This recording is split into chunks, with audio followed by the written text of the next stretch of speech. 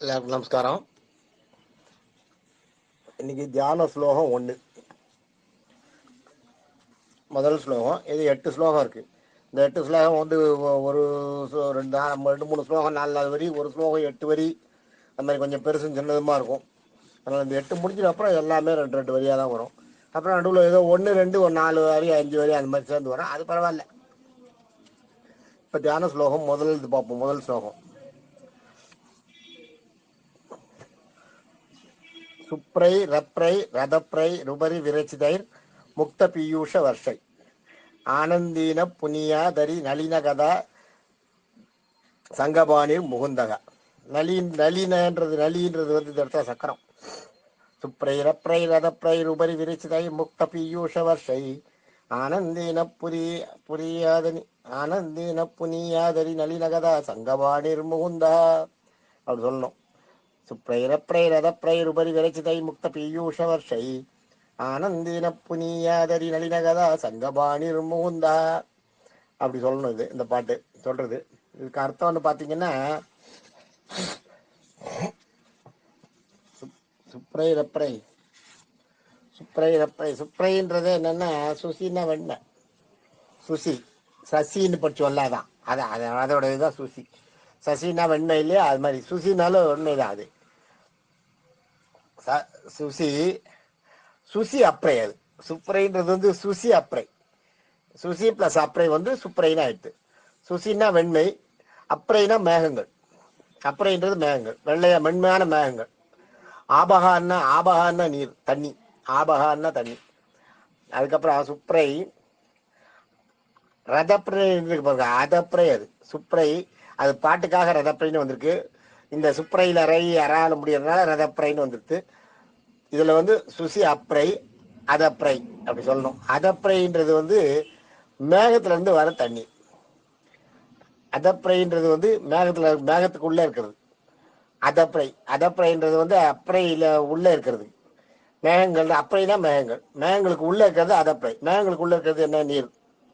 அதுதான் சுப்ரை. சுப்ரை சுப்ரை வந்து என்ன போட்டிருக்கு? சுசி அப்ரை, அப்புறம் அதப்ரை. ருபரி விரச்சிதைன்னு இருக்கு பாருங்க, அரூப விரச்சிதை. அரூப விரச்சிதைன்னு சொல்லணும். அரூபன்னா ஒரு உருவம் இல்லாமல். அருப அருப விரசிதை.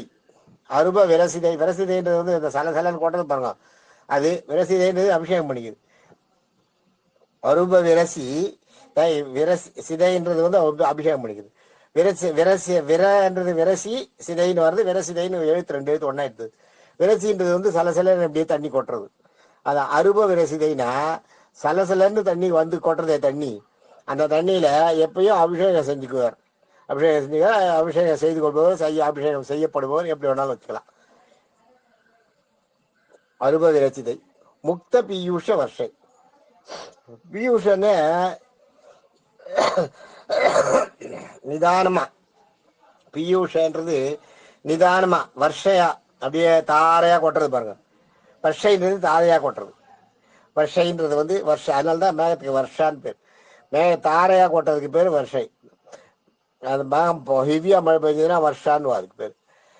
தூர்றது பார்த்தீங்கன்னா அது வந்து மழை பெய்யறதுக்கு வந்து வருஷைக்கு வந்து நிறைய தாரையா கொட்டுறதுக்கு வந்து பீயூஷன்னா நிதானமா. பீயூஷ வர்ஷினா நிதானமா தாரையா கொட்டுற தண்ணியா. அதுல நீராடுறவரான் பெருமாள் மகாவிஷ்ணு. அதுக்கப்புறம் புனியாத்துன்றது வந்து நம்மை புனிதமாக்குதல். புனியாத்துன்றது நம்ம புனிதமாக்குது. ஆனந்தீன புனியான்றது மகிழ்ச்சியோடு நம்மளை புனிதமாக்குறாராம்.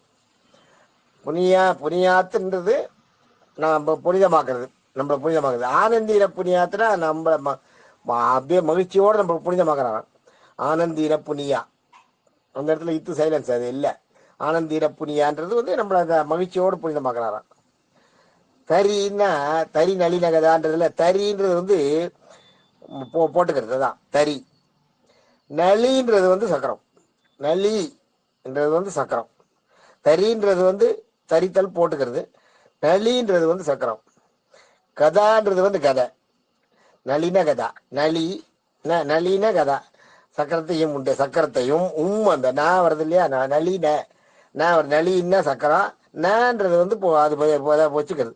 சக்கரத்தை போட்டு இருக்கான்னு போட்டு இருக்கான்னு இருக்கு, கையில வச்சுட்டு இருக்கான்னு அர்த்தமே. அது நளி நேன்றது வச்சுட்டு இருக்கான்னு அர்த்தம். நளின கதான்னா கதையை வச்சுருக்காரான். நளின கதா சங்கபாணி சங்கையும் வச்சுட்டு இருக்காரான். பாணின்னாலும் தனிங்க அது போட்டுக்கிறது, தரியினாலும் போட்டுக்கிறது, பாணினாலும் போட்டுக்கிறது. அதாவது சாரங்கபாணி, வில்லை கையில வச்சுட்டு இருக்கிறவங்க வந்து சாரங்கபாணி. இந்த இடத்துல வந்து என்னன்னா சட்டை போட்டுக்கிற மாதிரி எப்பயுமே கையில போட்டுட்டு போறான், உடம்புல வச்சு அப்படி மாட்டிட்டு இருப்பாரான்.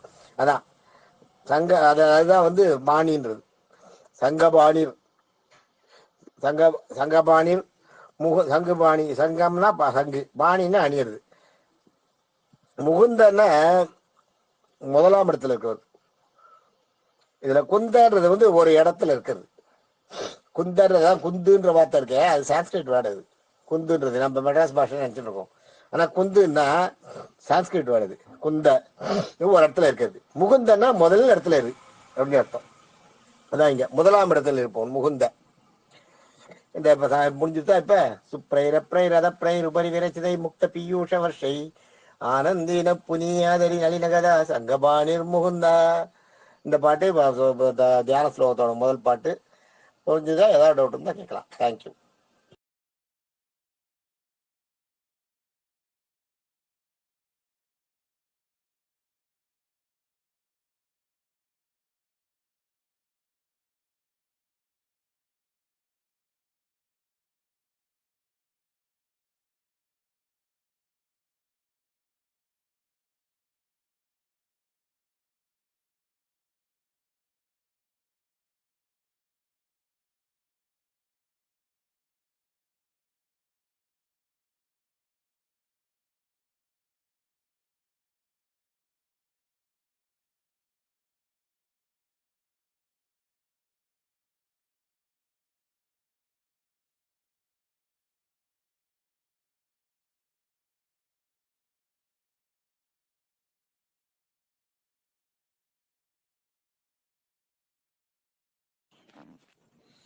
இன்னைக்கு கன்க்ளூஷன் சொல்லலைன்னா இதுல கன்க்ளூஷன் இந்த தியான ஸ்லோகத்துல முதல் ஸ்லோகத்தோட கன்க்ளூஷன் என்னன்னா, மென்மையான மேகங்கள்ல இந்த நீர்ல மென்மையான மேகங்கள் தாரையா கொட்டுற தண்ணியில சலசலன்னு கொட்டுற தண்ணியில தாரையா சலசலன்னு தாரையா கொட்டுற தண்ணியில மகிழ்ந்து நீராடுபவன் அதுலயே நம்மளே நீராட்டி மகிழ்ச்சியோடு நம்மளை புனிதமாக்கி நம்மளுக்கு மோட்சத்தை கொடுக்கறதுக்காக சங்கு சக்கரம் வில்லு கதை பஞ்சாயுதங்களை அணிந்து தயாரா இருக்க நமக்காக உட்கார்ந்துட்டு இருக்க, நமக்காக வெயிட் பண்ணிட்டு இருக்க மகாவிஷ்ணுன்னு அர்த்தம்.